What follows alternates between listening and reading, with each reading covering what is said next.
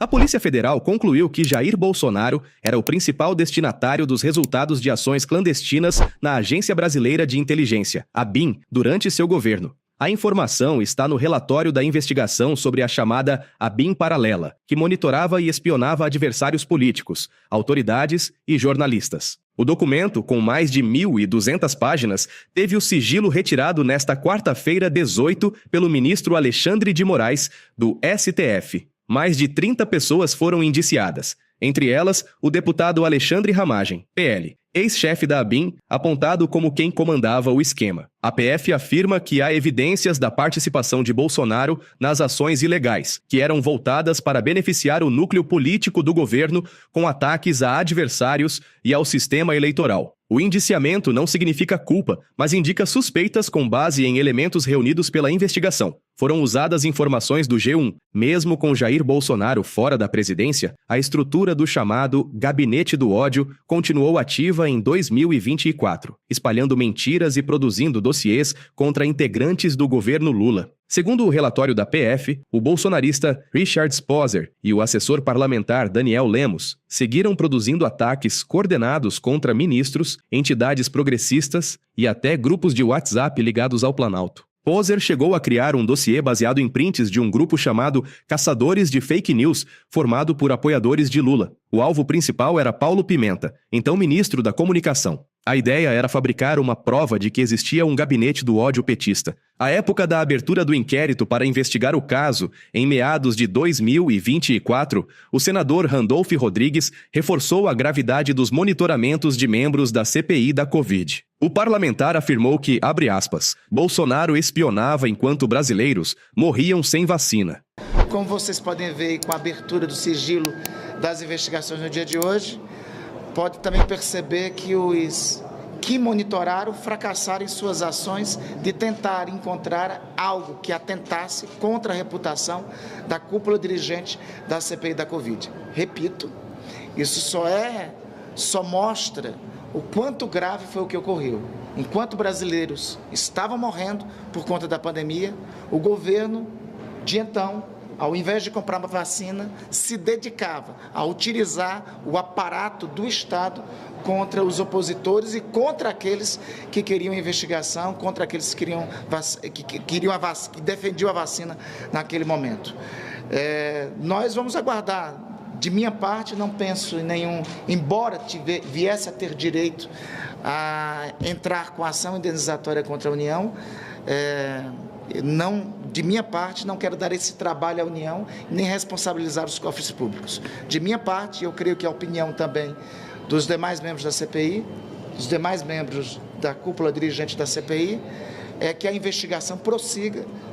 Reitero, seja garantido o direito à ampla defesa e contraditório aos investigados, mas, sobretudo, que sejam punidos com rigor que a democracia exige, pela gravidade dos fatos do que ocorreu. Hoje pela manhã, a Polícia Federal deu cabo de mais uma etapa da operação que investiga a organização de um aparato criminoso de monitoramento durante o governo anterior. As informações que todos vocês já devem ter dão conta que entre autoridades do Executivo, do Legislativo e do Judiciário que foram monitoradas estão autoridades do Supremo Tribunal Federal, governadores de Estado e membros do Parlamento. Entre os monitorados do Parlamento encontram-se aliados, próprios aliados do governo anterior e, sobretudo, o núcleo dirigente da então CPI da Covid.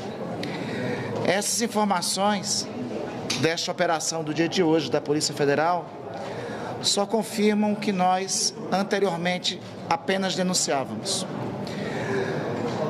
Durante o período anterior se montou um aparato repressivo com a intenção clara de romper o Estado democrático de direito e que, entre gravíssimos crimes cometidos, estava a violação da intimidade privada de opositores do governo.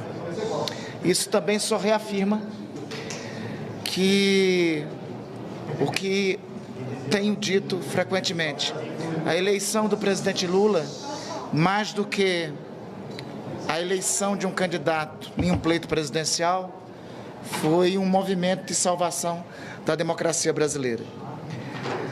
O fato dos dirigentes da CPI da Covid terem sido monitorados, além de mim, dos colegas senadores Renan Calheiros e Omar Aziz, só traz também à cena um caráter trágico. Enquanto brasileiros morriam, o governo anterior, ao invés de se preocupar em comprar vacina, se preocupava em perseguir e monitorar os adversários políticos do regime. As revelações que temos revertem de uma gravidade cada vez maior. Existia uma sintonia fina entre a atuação do gabinete do ódio contra os membros da CPI da Covid e a atuação do aparato do Estado brasileiro, do aparato da Agência Brasileira de Inteligência. Entre os monitoramentos de mim, de parlamentares que dirigiam a CPI da Covid e dos assessores, se teve o monitoramento do chefe do meu escritório em Macapá, o professor Charles Chelala. Nas páginas do relatório, lá é descrito exatamente o seguinte: não tendo sido possível encontrar qualquer coisa que desabonasse ou que nos atacasse, eles se dedicaram à produção de uma fake news, que na época foi amplamente veiculada e chegou várias vezes a estar entre os trend topics do Twitter, alegando um eventual crime ao professor Charles Chelala, de forma que pudesse nos envolver. Nós estamos, então, diante do que eu considero que é o mais grave crime contra as instituições democráticas brasileiras e o maior aparato de espionagem contra a vida privada de cidadãos que se tem notícia na história nacional.